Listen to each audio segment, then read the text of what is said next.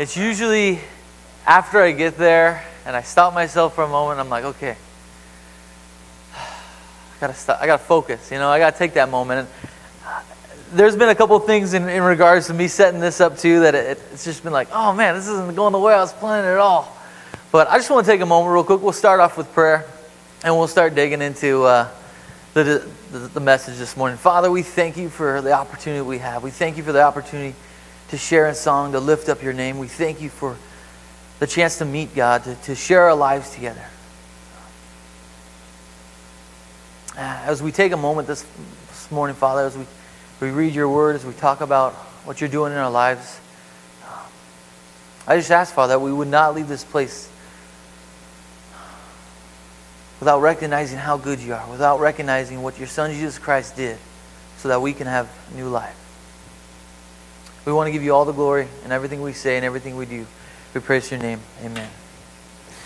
So Carrie had mentioned we're going to switch it up a little bit here, and I'm actually going to do I'm going to say a mini-series because it's not quite as long as Carrie's last one that he did called Competing Well. It's just going to be a few weeks. But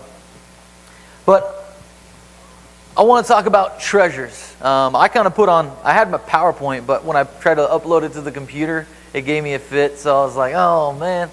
So I went to the office and I printed it out. Now, I don't expect every one of you to read this. I'm not going to do the Vanna White presentation, But I'm going to call it treasures. I have treasure hunting on here, but how many of you guys have ever seen the movie National Treasure? Come on, you can raise a hand if you've seen it. I love that movie. I have to thank my brother-in-law Michael for that. We were on a vacation one time and we just happened to have some dead time, so we decided to watch this movie. And I was probably reluctant at first, but after watching it, I was like, man, I love this movie. I'm kind of a person, I like history. I can't say that I know a lot about history, but I enjoy it. I like learning about the past, learning about where we got. But it came to my mind when I was thinking about this idea of treasures, because we've probably at one time or another all been enamored with something that we treasure. Now I'm going to talk specifically about, have you ever gone on a treasure hunt, anybody? And that could be for a lost earring at home, the remote control, right?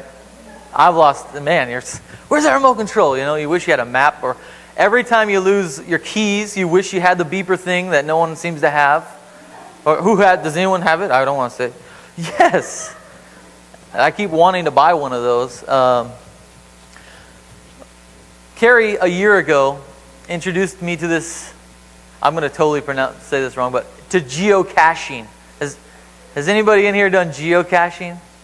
Okay, a few people. I've done it with Kevin, a couple of... Well, anyways, Carrie says, my daughter, she loves looking for treasure, and one Saturday afternoon, my wife and I had gotten off of work, and Carrie has this great idea. He says, you know what, we're going to go find a geocache. Stephanie and I were kind of thinking, oh, that's fun. We'll just go out, have a good time, relax, all this kind of thing. And the one that we went to go look for is actually up Upriver Drive. I don't know the name of the park. There's actually a bike, like a mountain bike park, and there's also a Frisbee golf course out there. About 10 minutes into this thing, Carrie's like following his GPS on his phone, and we start walking up this hill that I swear was like 45-degree angle. It was like this. And I'm like, Carrie, where are we? I was in my flip-flops. I'm like, where are we going? I thought we were just going to go dig a little hole, find a little treasure, call it a night, And we're walking, and it took walking up this hill probably 20 minutes.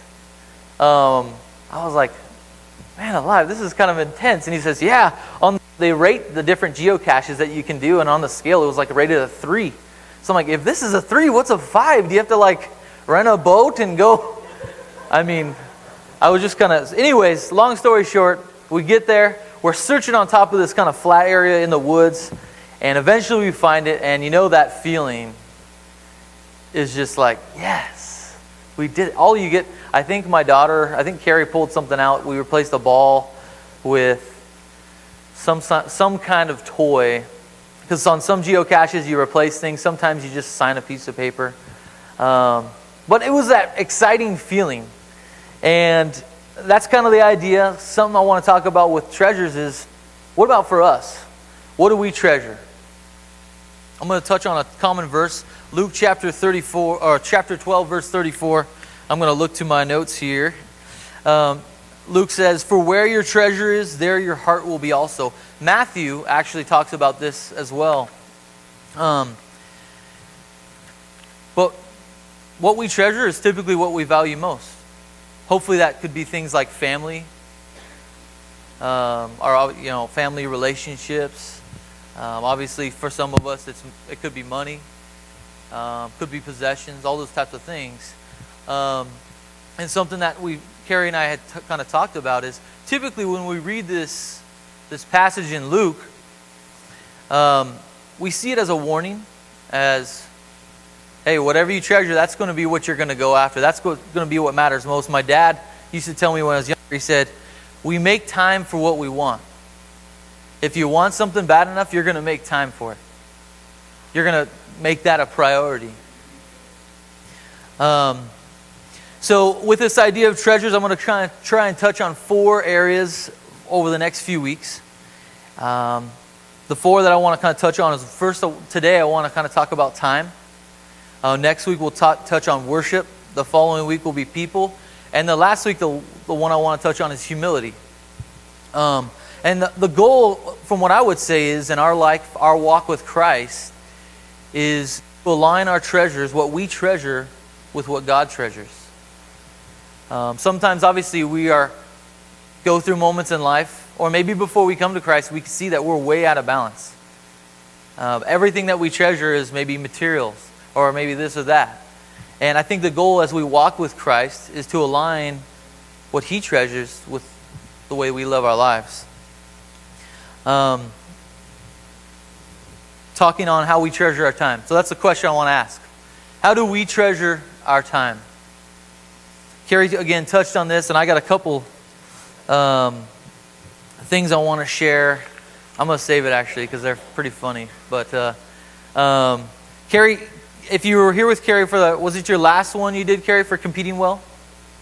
He kind of shared these percentages, and he was actually comparing the wealthy with the poor, and he kind of shot out some percentages talking about, I actually looked back over them because some of them kind of hit me pretty hard. I was like, oh man.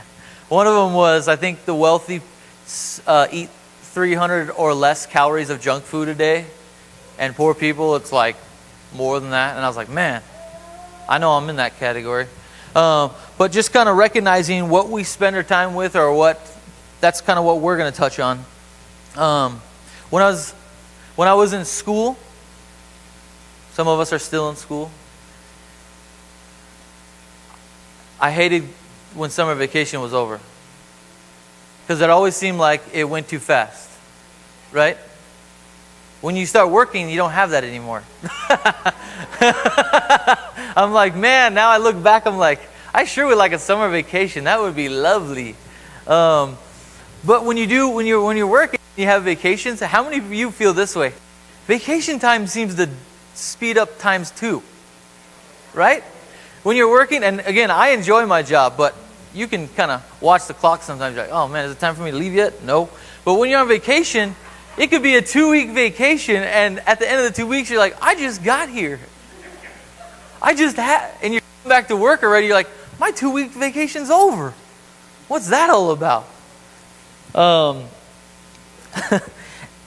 When it's all said and done, I realize that as the older I get, I'm not very old, I am 30 this year, time seems to speed up. I've actually had quite a few people here tell me, as they've watched my kids grow up, they say, you know what, before you know it, they're going to be graduating, they're going to be going to college, they're going to be out of the house, they're going to be 30, and I'll be, oh man, 60, yikes. And you just wonder where the time went. You go, man, this went way too fast. And I don't know about you, but there are days I wish I had back. I'm saying that now, and I recognize some of you who are more, let's say, more experienced than myself, probably say something similar.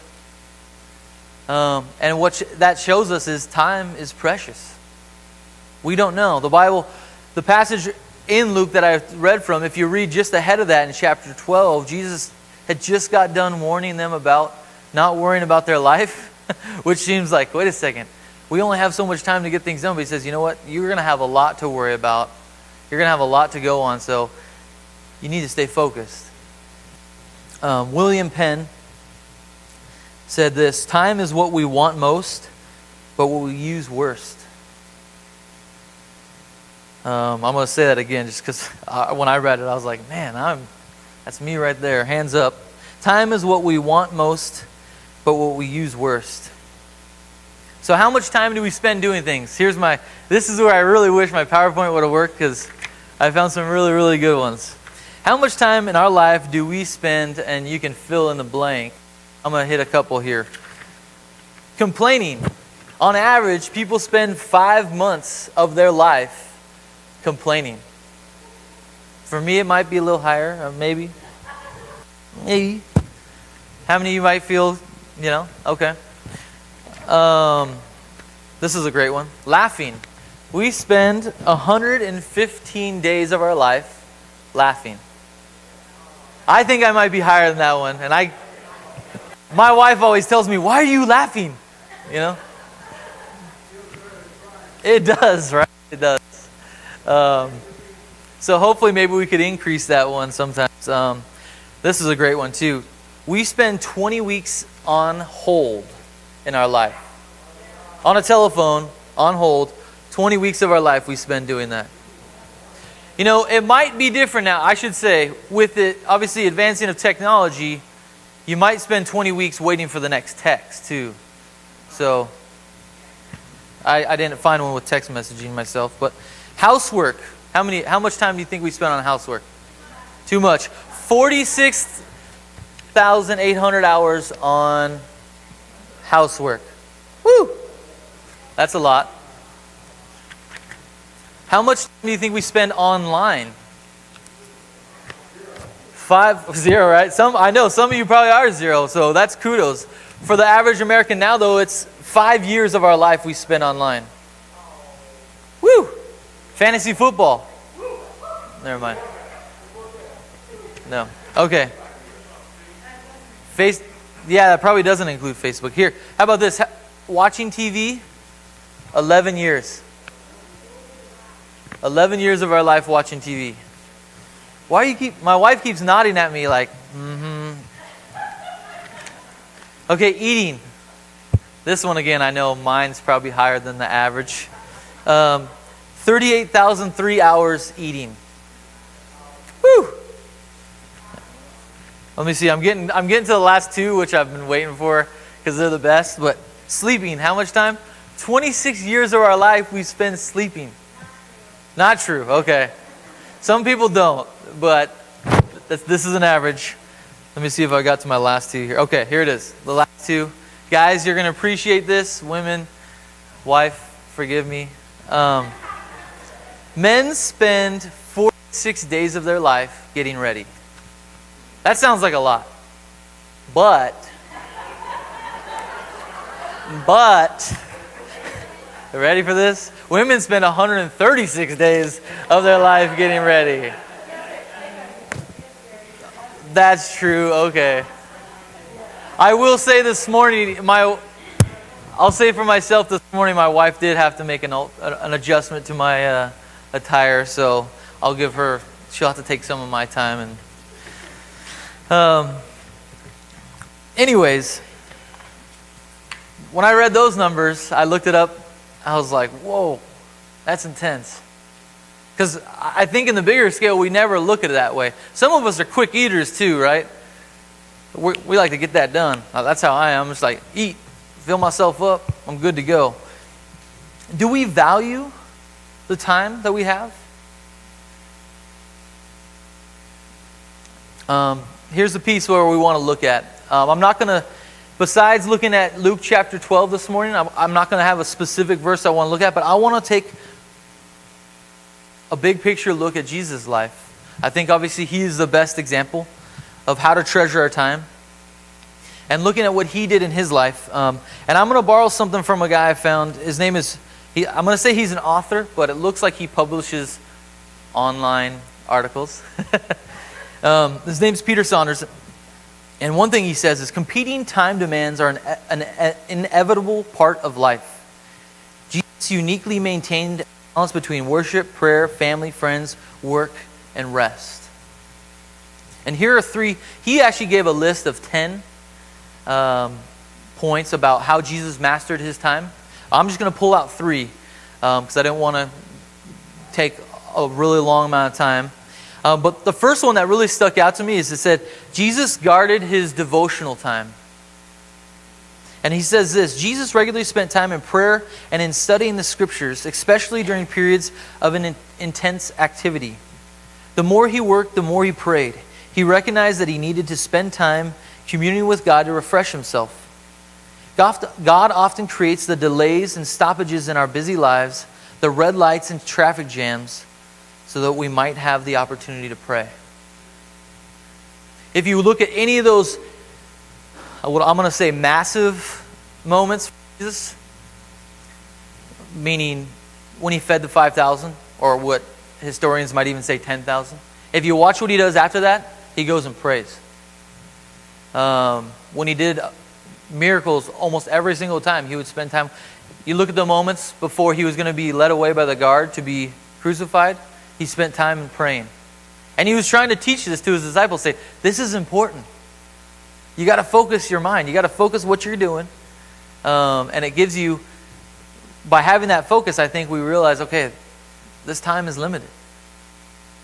When I go into work, something I try, and I'm not always successful with this, something I try to do for myself, but then also do with the employees I'm working with is saying, hey, you know what?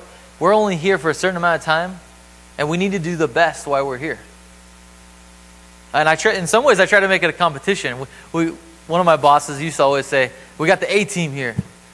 You know? Of course, everyone calls themselves the A-team, but I realized that I don't have all day. I'm not a salaried position, which if I was, I'd probably be a bad idea. But I have to get as much done as possible. Also, while at Walgreens, we try to give good customer service. But the second one, and this kind of ties into that time, Jesus established priorities. And here's a little note he wrote on that. For each of us, the priorities will be different depending on the situations and circumstances we live in. But for each of us, there are certain activities and people God wants us to prioritize. This one kind of hit home a little bit for myself. I've probably shared this a little bit before. My dad's visited here before, and some of you who've been a part of the church for a longer period of time know that my dad's a minister. And when I was younger, my dad, what I would say, was a workaholic. He went into the church at 8 in the morning, and a lot of times he wouldn't come home till 8 at night. And there came a point where my mom came to him and said, you know what? The Bible is very adamant that your family has to come before your ministry. That time is essential. There's even a point where Paul tells Timothy, I want to say it's Timothy, where he basically says if a man can't devote himself to his family, what right should he have to lead other people? And I was younger at the time, but in discussions with like my sister, I know that it was tough for her because she was in junior high school at the time, and it leaves things. And my dad got to a point where he realized, you know what, I have to readjust my priorities because this is not the way that God, as good and as invaluable as ministry is, our home life, our families are essential, are important. The last, number 3, ways that Jesus mastered his time is Jesus had a clear strategy. Again, if I had my PowerPoint, I'd kind of have this like fading effect where it shows up there. But I don't have that. And that's okay. Jesus' strategy involved an overall purpose to save the lost and a plan to achieve that purpose, his ministry, death, and resurrection. We, like Jesus, need a strategy. We have to take control of our lives by choosing to obey God in the same way that Jesus did. Another piece to Jesus' life, that we believe that Jesus Christ is God, part of the Trinity. But when he came to earth, he took on every human restriction that we have. And one of those was time. Paul, again, another passage from Paul in Philippians, he talks about how Christ, who says that being in very nature God, took on all of the things that we had to deal with, dealing with the craziness of life. But Jesus understood, in order to complete his purpose, he had to have a strategy and do it. It wasn't just da-da-da. Sometimes I ask myself, when I look at Jesus' life, it looks as though that his ministry started right around the time he was 30 years old. I'm not saying it. But I say, why did it take 30 years? He seemed pretty smart. You read it, there's a passage in the Gospels where it says he went to the temple as a young kid, and the teachers were like, whoa, this kid's pretty smart. I'm thinking, why didn't he do like the Doogie Howser and just start teaching, just start sharing his ministry? But there was a purpose. There was a strategy in what was being done. The Bible also talks about the prophecy of the way he was doing it. So here's the question, and this is where we're going to transition back into singing one more song. How will we treasure our time with God, with family, with work? And this is a thought that I put down, and just see what you think. Treasuring our time may not be as much about changing what we do as it is about honoring God and the opportunities he gives us. Obviously, if there's something outside of the life, outside of the guidelines of God's purpose for us, if we're dealing with some kind of addiction, we're dealing with this or that, we might need to eliminate certain things. But sometimes it's just recognizing what valuable things God has blessed us with.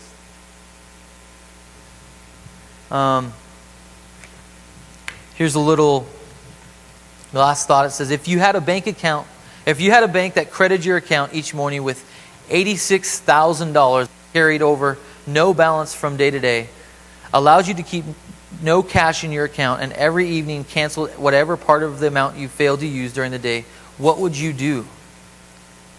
Draw out every cent every day, of course, and use it to your advantage. And you have such a bank, and the name is time. Every morning it credits you with 86,400 seconds. Every night it rules off as lost whatever is of this you failed to invest to good purpose. It carries over no balances. It allows no overdrafts. Each day it opens a new account with you. If you fail to use the day's deposits, the loss is yours. There's no going back. There's no drawing against tomorrow. 86,000 seconds we have each day. Now that's kind of breaking it down real small. But I think all of us, if we took a moment and said, how can we use our time more effectively? How can we treasure our time? I'm going to invite the team back up. We're going to finish this morning off with a song. I do have a little, I'm going to call it a Bible geocache. And what I'll do is I'm just going to pass like a half stack on each side. And it's kind of just a cipher, it's a code. But when you figure out the code, it's a passage to read. And I encourage you this week, maybe take some time. Maybe in a part of your life or your busy day where you could calm yourself and say, God, let me use my life to honor you. Let me treasure the time that you've given me.